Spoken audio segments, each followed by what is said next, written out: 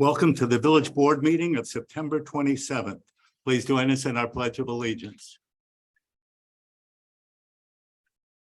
I pledge allegiance to the flag of the United States of America and to the republic for which it stands, one nation, under God, indivisible, with liberty and justice for all. Thank you. Roll call, Mrs. Thomas. Trustee Purcell. Trustee Baloo. Here. Trustee Willis. Here. Trustee Harris Jones. Here. Trustee Hyperman. Here. Trustee Roman. Here. President Hope. Here. Representing staff this evening, to my left is our village manager, Napoleon Haney. To my right, our village attorney, Chris Cummings. To the audience's right, our police chief, Denise McGrath, and our community and economic development director, Angela Maceras. The minutes of September 13th. Any additions or corrections? Trustee Baloo. Nothing. Trustee Willis. Nothing. Trustee Harris Jones. Nothing. Trustee Hyperman. I'll abstain. Trustee Roman. Nothing. May I have a motion to approve the minutes, please? So moved. Second. Been moved by trustee Roman, seconded by trustee Baloo. Roll call, please. Trustee Baloo. Aye. Trustee Willis. Aye. Trustee Harris Jones. Aye. Trustee Hyperman. Abstain. Trustee Roman. Aye. The minutes are approved. The claims list in the amount of $1,012,719.85. Comments or questions? Trustee Baloo. Trustee Willis. Trustee Harris Jones. Nothing. Trustee Hyperman. Trustee Roman. No questions. May I have a motion to approve the claims list, please? So moved. Second. Been moved by trustee Roman, seconded by trustee Harris Jones. Roll call, please. Trustee Baloo. Aye. Trustee Willis. Aye. Trustee Harris Jones. Aye. Trustee Hyperman. Aye. Trustee Roman. Aye. The claims list is approved. Of that $1 million claims list, two items comprise the majority of that list. Our payment to Burns McDonald, our engineer on the water project, a partial payment was $349,000. And a partial payment to K5 for street resurfacing was $437,000. That amounted to $786,000 or 78% of that claims list. Prior to hear from the audience, I'd like to remind the audience that village board meetings are not public hearings, but rather are public meetings. As such, public comments are time limited and will be non-repetitive. Comments will always be made with respect to and from the board, the staff, and the members of the audience. After all, we're Homewood. Hear from the audience. If anyone would like to address the board on any subject not on the agenda, please raise your hand. Yes, sir. Please come up. And there's a 3-minute time limit.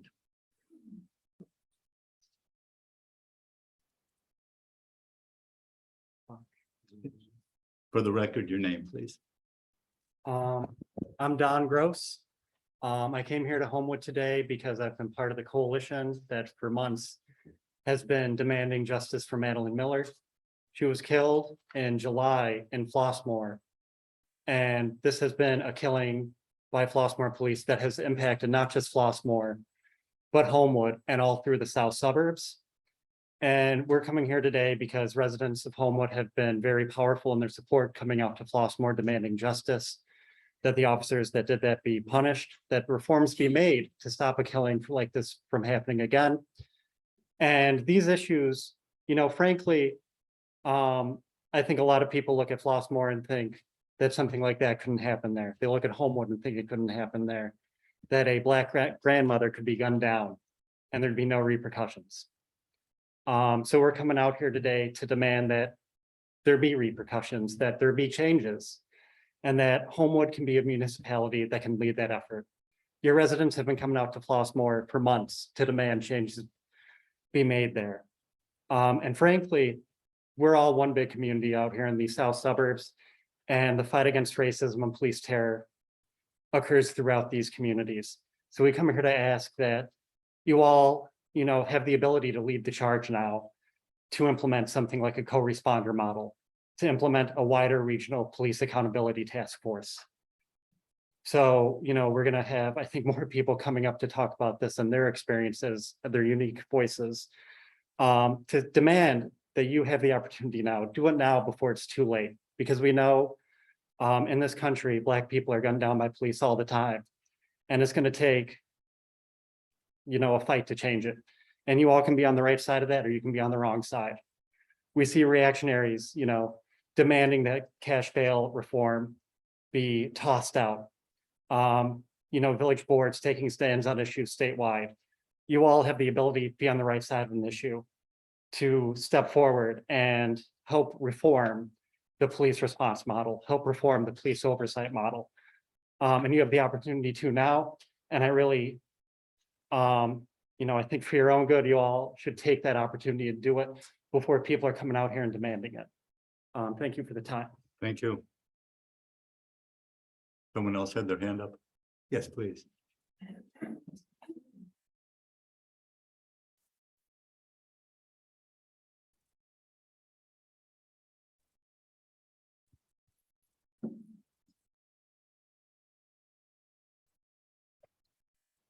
Hi, I'm Sam Sundell. I have been a resident of Homewood all my life. And I've been inextricably tied to this town.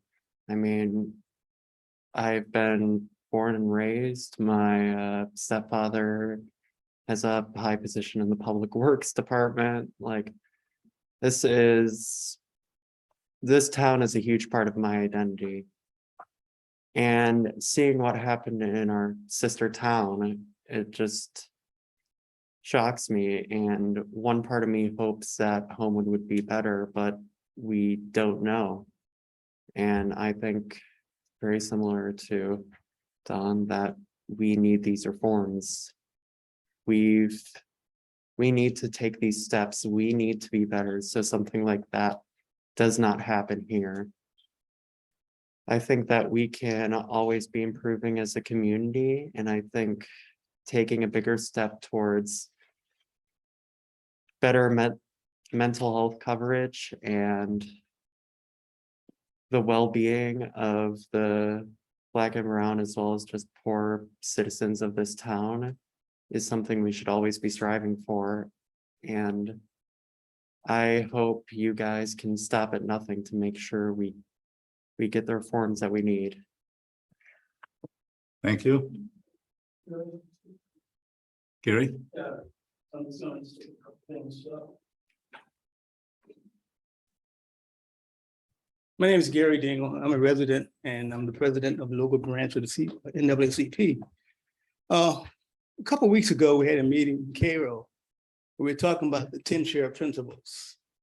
And the thing about the 10 share principles, the first thing is, if I remember, the first principle is life, the importance of life, human life. And at the end, they talked about use of force. That's when I got up. And I said, we had a problem. There seems to be a conflict between the use of force and your value, the value of life. So I mentioned three people. I said, Stephon Watts, Laquan McDonald, and Madeline Miller. And we had a bunch of police up there, and they looked at me with sad eyes. They had no answer for that. But there is a program that's out. It's under the Safety Act that just came out. It's called CESSA. And it basically is a mental health program that you were talking about. So the problem is the funding. How do we get the money to the cities so they can have that program? Or have a program that crosses city lines. And so the thing is, everybody doesn't have the funding, everybody doesn't have the resources to have a program, a health program to take care of people when they have these issues, have mental health issues. And policemen aren't the first one. They shouldn't be there if they don't have any resources and they don't understand what to do. One of the things that happened, I may be wrong about this. It seems like when police come into a situation like that and somebody has a weapon or a knife or something, they become a victim. They become a victim, and then at that point they have to defend themselves. And I think we can avoid that if we bring in the right people to take care of people when they're having these mental health issues.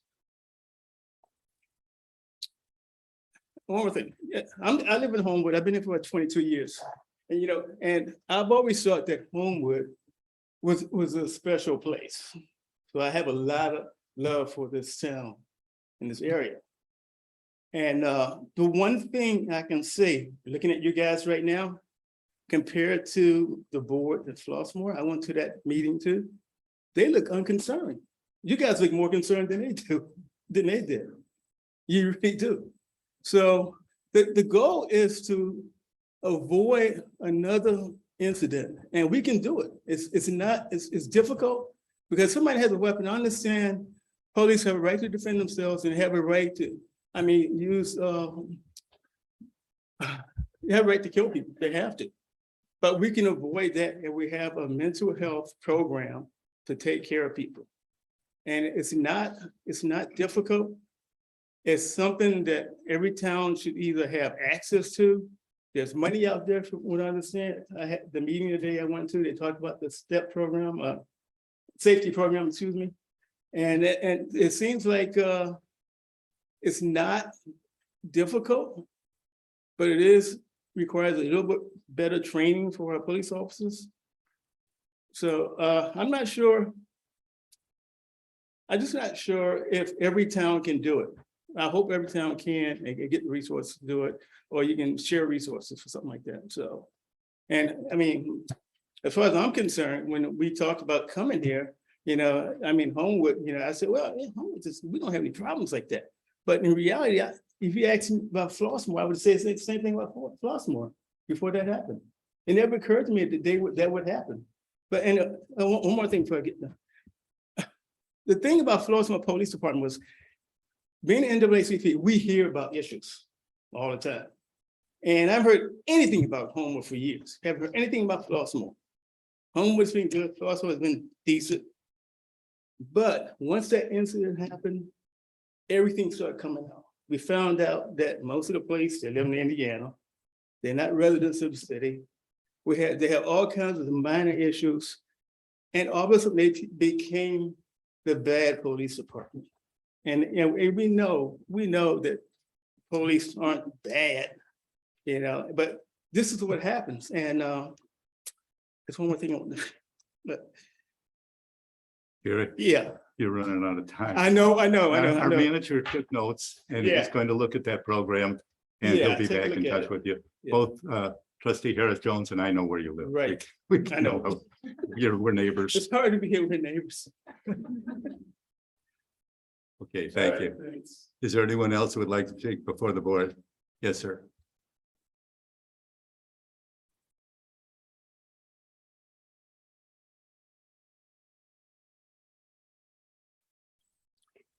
My name is Mark Keener. I live in Blue Island, but policing issues in the south suburbs are very important to me after a man was killed down the street from where I live, named Antonio Manrique, killed by the police. So this is a very important, very personal issue to me. And there's lots of different issues involved with the policing, and a lot of them have been very politicized. I think the question of the crisis response teams for mental health issues is not a political issue. It has not been hypercharged with a lot of the questions with some of these other issues about police accountability. There's been legislation passed to provide that program. CESA, the Community Emergency Services and Support Act. Okay, so CESA has created the legal framework and has created the funding to create these mobile mental health crisis response teams. Okay, the only way to implement this, in a practical manner is on a regional basis. And that's why I mentioned this is not a political issue. There has been a lack of traction across the state, whether you're in Republican areas, Democrat areas, it doesn't matter. People are confused, they're reluctant to dive in. There's a lack of people stepping forward and taking leadership on this very important issue. And all of us have friends and family who have mental health issues. And this is all very important to all of us, and it doesn't affect politics. This is something that all of you can take the lead in. All you have to do is go to, amongst yourselves, commit to taking the lead on this. Talk to the neighboring towns, the mayors and managers conference in the south suburbs, places like that, where we can actually get some traction on implementing this. So that we can, I'm old enough to remember when 911 was implemented. And that was a big hurdle, people getting used to that whole idea. Well, now we have 988. How we need people to be aware that there is such a thing, and then we have to also make sure that it works when someone actually dials 988. So I'm calling on all of you to step up and really take some initiative and take the lead. And I know it's a lot of hard work, but there's lots of community members who can help. This coalition can help. The NAACP can help. There's other groups that can help get this implemented and get this information out across our community so that people don't have to suffer, from mental health crises the way that Madeline Miller suffered. So please take the bull by the horns. Thank you. Yes, sir.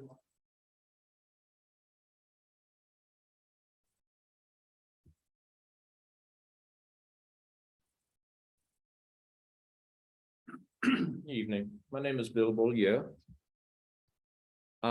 There's a lot of issues here, but I'm going to start with something my father-in-law said many times. Now, he was a Chicago homicide detective. He worked for over 30 years, Chicago Police Force. And he said the biggest problem was incompetent police. And he said everybody on the force knew who they were. And a lot of the people didn't like working with them because they were erratic, sometimes unpredictable in how they would behave in stressful situations. And that's, to me, that creates stress for your officers and obviously the public with whom they deal. In this situation, we have I don't live in Homewood. My daughter lived here for a while. But we have a similar situation in Oak Lawn where we had what many people feel was disproportionate response. Didn't result in a homicide, but it resulted in a young man being severely beaten by the police. And I think part of it, when you take that job, and I've never had that job, I was a union steward, I represented people, but part of my training, a big part of my training was de-escalating conflict. Because I work for the post office and there's a lot of stress in agencies like that. And a lot of the stress sometimes results in people behaving badly or making threats to behave badly. So one of the things that we regularly trained on was de-escalating situations. Now, when you're coming in with a weapon, that's an awesome responsibility, but you've got to have the training. And some people don't take training well. Some people need to be repeatedly retrained, and some people, quite frankly, probably should not be allowed to carry a weapon. And they can be a danger to themselves, to other officers, as well as the public. And the last thing I would say is, I'm sure you're all community activists. You know what's going on. I'm sure you've spoken with your attorneys. There's going to be, of course, a legal aspect to this and probably a significant financial aspect to this. Everybody that pays attention knows that the city of Chicago has paid out over $500 million to settle police conduct cases since 2000. That's a tremendous stress on the taxpayers.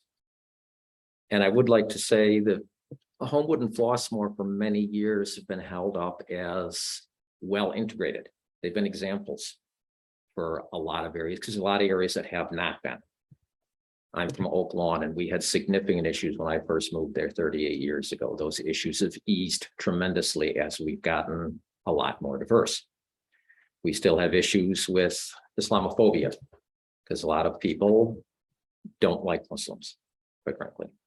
They feel afraid of them, and the way to deal with that, obviously, is through awareness and knowledge.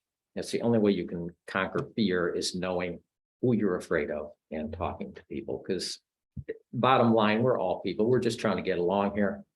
You're trying to make a living. You're trying to pay for your house. You're trying to do well by your family. And I really think in the situation of the police, I would agree. I would echo what other people have said. There's got to be a better way than if somebody is having a mental crisis, sending in a team of armed responders. I dealt with people a number of times that made threats to supervisors. A couple of them ended up being removed from the post office. And I had one time, about 6'5", 275 pounds, and with a temper. And he threatened a female supervisor about this tall, said, I could twist your head around. So she removed him from the floor immediately. And he called me and he said, what did I do wrong? And I started laughing. I says, if you don't know, it's going to be a long conversation. And he said, well, can you lie for me? I says, no, I'm not going to do that. I heard you. I said, that would be unethical. I said, if you don't know what you did wrong, I said, you're threatening violence. She could have had you arrested, but she didn't. Because I talked to her for over an hour after he was escorted out of the building. I said, listen, he does have mental issues. He's on medication. He doesn't always take it because it makes him feel funny. So we were able to resolve that. And I'm not speaking to the specifics of this case. I wasn't there. Your time is up. Thank you, and I appreciate the opportunity. Thank you. Yes, sir.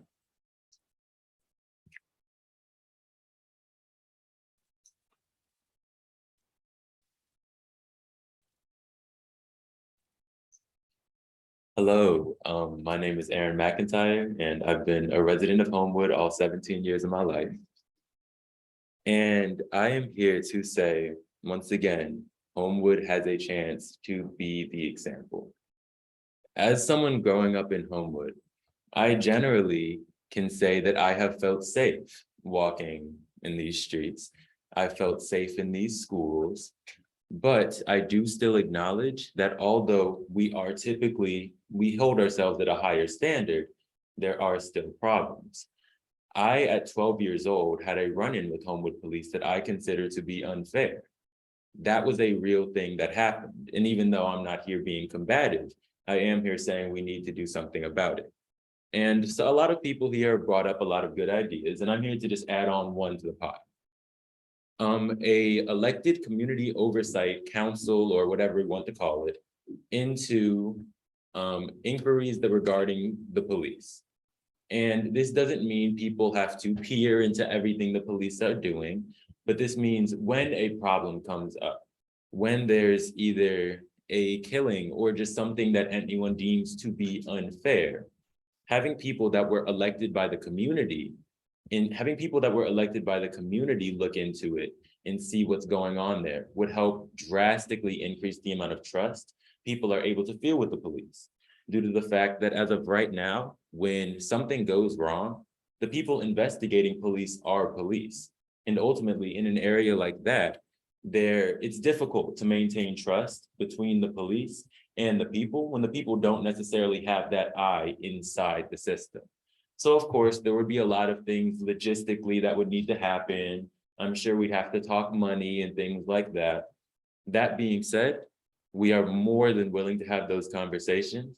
I know I personally am opening up the door for anyone here to contact me, anyone who has any ideas or anything like that.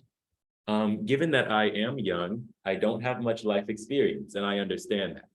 That being said, the fact that I'm young also gives me a completely different perspective, due to the fact that going to HF High School, we meet absolutely amazing people, brilliant people, people with amazing ideas, but these are oftentimes people who don't necessarily have the courage to come up and say those ideas. So I'm here saying I have that and I have those connections. And if any idea or system or anything comes up that we think of that we can implement into our police system that would help to maintain that trust between people and police, I will be the first one to let you guys know that I have heard of something, and I am more than willing to work with any of you. So that door is open, and I look forward to hopefully working with you all in the future. Thank you very much. Is there anyone else? Yes, sir.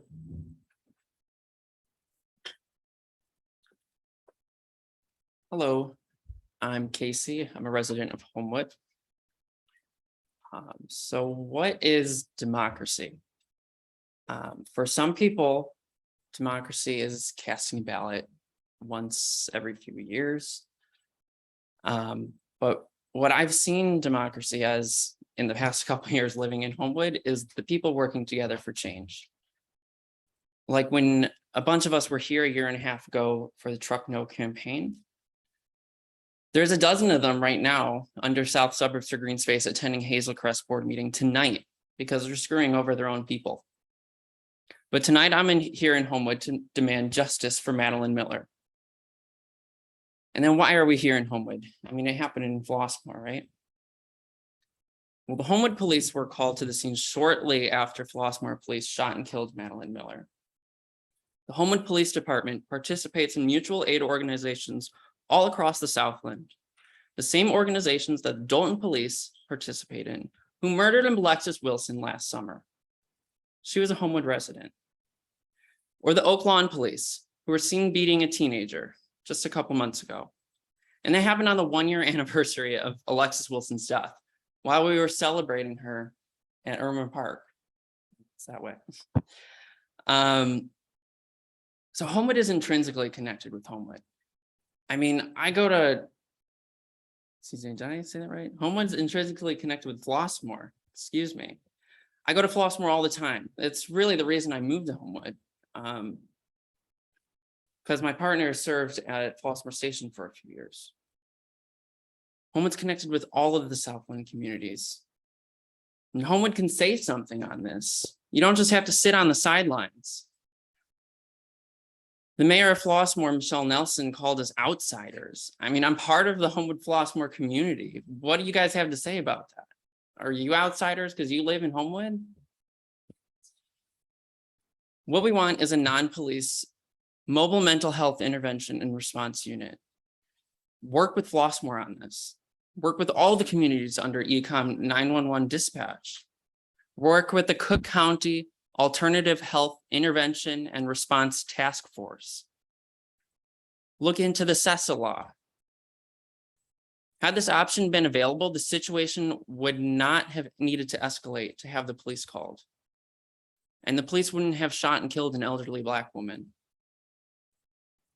And I know that at least one of you has been in correspondence with Gary Daggett, a trustee in Flossmoor, about justice for Madeline Miller. So who is it? I mean, we'd love to know. We want to know if our elected officials are working together to get something done, to accomplish something. And then don't just come talk to us on the side about it. Say something. Say it while you're up there in your position of power. How do you feel? Put it into record. Show us you're a good person and then do something. And then I have a couple more things to talk about that I promised people I would speak on, unrelated to this. So the spraying of chemicals everywhere. It's got to stop. We're spraying herbicides and pesticides in the grass that our children play in. And then right next to native plantings, it just doesn't make sense. We're headed into climate catastrophe and these chemicals play a huge role in that.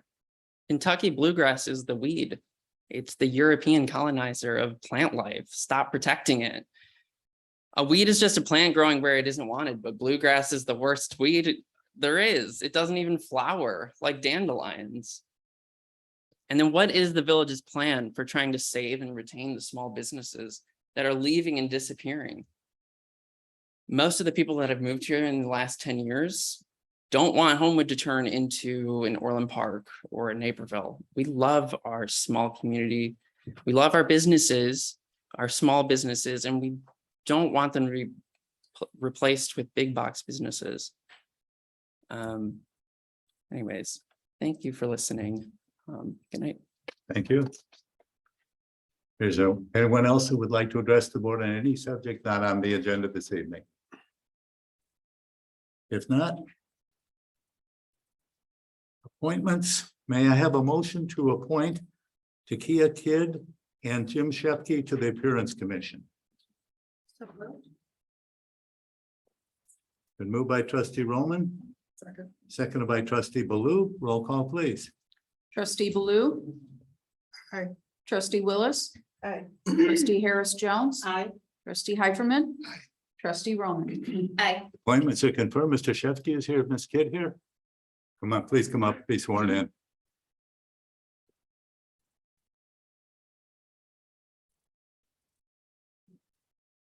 You have to face the camera to get your camera time. I was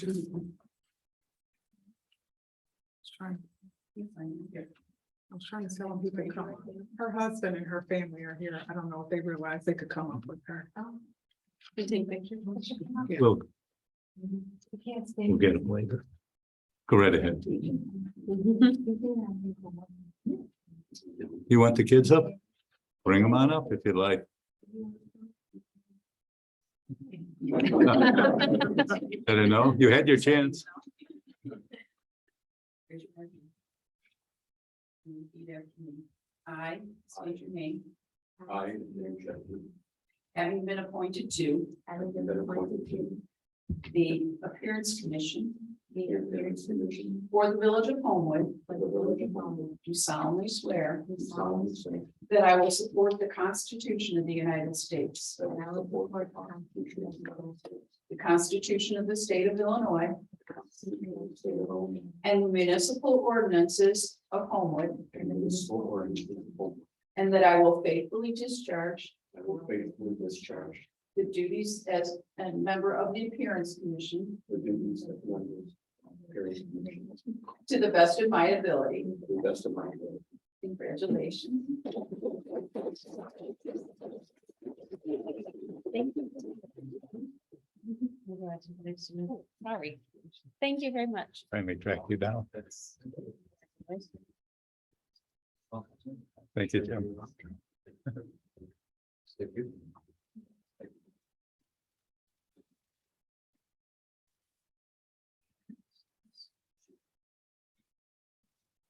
Mrs. Thomas, if you would read a proclamation regarding the closing of St. Joseph Parish.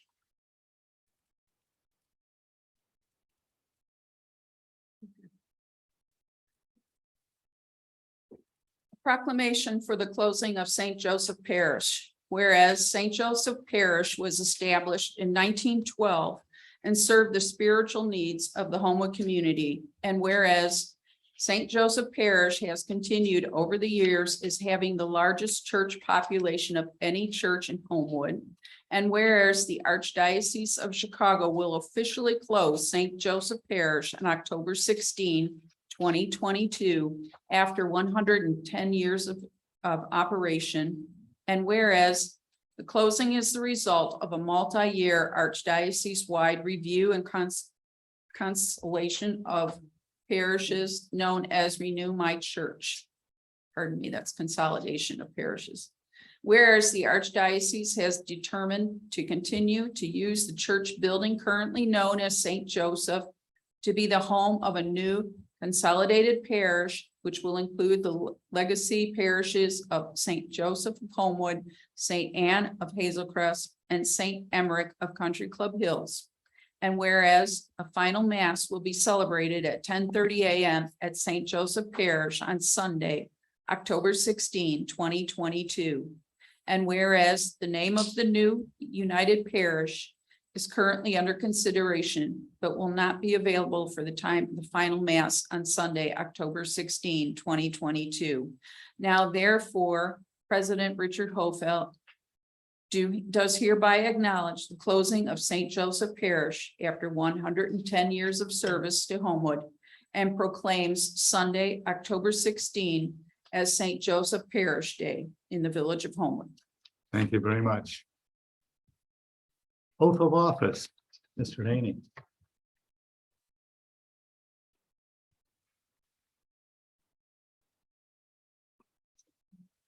Thank you, Mayor Hofeld and Board. Marla Youngblood was hired on September 13th, 2022 to fill the position of event manager for the Village of Homewood's Village Manager's Office. Marla is currently ready to take the oath of office.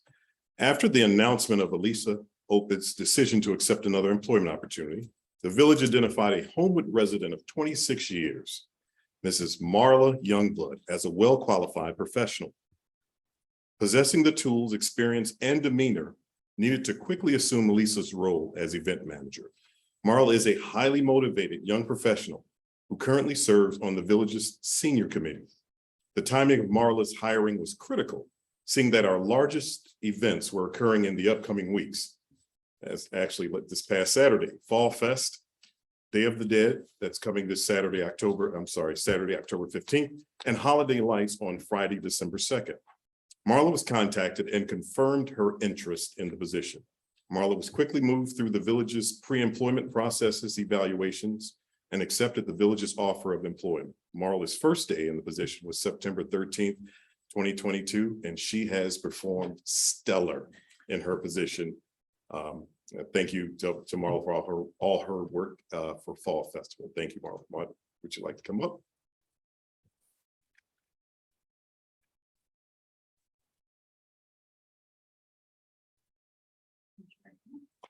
I state the name. I, Marla Youngblood, having been appointed to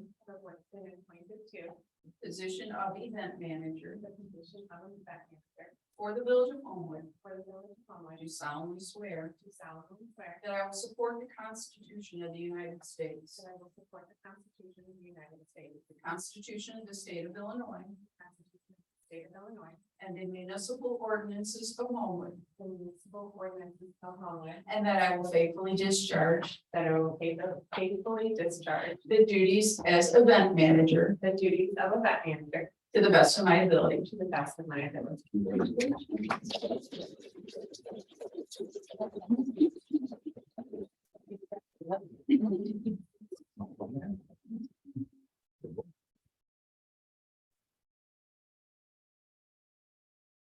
Just to reinforce what our village manager said, Marla came on the job and was here 10 days and performed outstanding in the Fall Fest. She came on 10 days experience and it went on without a hitch. It was better than ever. Thank you for your stellar performance. With that, the omnibus vote, Mrs. Thomas. The board is asked to approve the appointment of Paul Jordan to the Fire and Police Commission, serving through September 27, 2025. The board is asked to pass resolution R 3123, encouraging citizens to become familiar with information regarding the District 153 school funding referendum question that will appear on the November 8 election ballot. It will, the intention is to increase the district's limiting rate. The board is asked to pass resolution R 3124, honoring Officer Vincent Starks for his 20 years of service with the Homewood Police Department. The board is asked to pass resolution R 3125, honoring Officer Paul Blake Werner on his retirement from the Homewood Police Department with 20 years of service.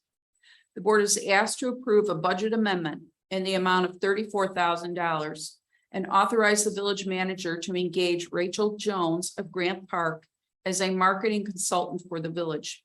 The salary of $4,250 per month is effective October 1, 2022 through April 30, 2023. The board is asked to pass ordinance M 2229, granting a special use permit and variance to allow the operation of a tattoo studio at 18354 Governor's Highway. The board is asked to approve a 4-year collective bargaining agreement between the village and the Metropolitan Alliance of Police, representing police officers with the Homewood Police Department. Thank you. Any comments or questions from anyone in the audience with regard to these matters? If not, board comments, Trustee Baloo. Nothing. Trustee Willis. No comment. Trustee Harris Jones. Nothing for me. Trustee Heiferman. I have comments on a few of the items. The first one will be item E, and that's the school district 153 referendum. I'm sorry that that we aren't able to be more direct in support of the referendum, but I want to take this opportunity just to make a statement for myself. And I ask you to join me in support of the proposed school district 153 referendum on November 8th on the general election ballot. I strongly believe that the need for this funding will enhance the district's facilities and is necessary to meet our children's future educational needs. Simply, tomorrow's kids deserve the same opportunity to learn that I did as a Churchill Bulldog and a James Hart Panther 50 years ago. So please go out and vote yes, but do your research and vote. Item E, Our marketing consultant, I'm really excited to work with Rachel Jones again. I think I'll be surprised if we don't see tremendous things out of her engagement. There is a little error in the number of months and the monthly rate and the total. So there's a number issue, and I don't know if that's relevant to it, so if that can be checked before. Sure. Okay, last item I have a comment on is item F. You know, and I, of course, I will support the variance. However, I hope in the future, and I hope the variance for the operator of the tattoo facility. But I'm hoping in the new municipal code zoning project that we work out things so that we don't really have to deal with this, like 300 feet from a church versus 1,000 feet from a church for tattoo parlors is, in my opinion, sort of antiquated nonsense. So that being said, again, I support that business person opening up. Thank There you, we are. trustee Roman. Well, I agree with what trustee Hyperman said about the support of the referendum. I do also very strongly support the referendum, and I hope our community looks into it and also agrees to support it. I didn't go to Churchill. I went to Willow before Grade Centers and then James Hart. And now I am a mom of a 153 student, and I am always blown away by the resources that our schools have. And I am a realtor in this town, or I'm a realtor that does a lot of business in this town, and it will help support our property values. So I strongly encourage you to look into that. And I also agree that I'm excited to see Rachel Jones coming back. So that's all I have. All right, I too would like to echo the comments about Rachel Jones. She's a delightful person. She will put us at the forefront. She's just absolutely outstanding. Is the tattoo parlor representative here this evening? You care to say anything about your tattoo parlor? You came in and saw me on a Saturday and your smile lit up the whole room. You did it for me. If you want to get a plug in, this is your opportunity. Go on now. He wasn't prepared. Come on, you go right up here.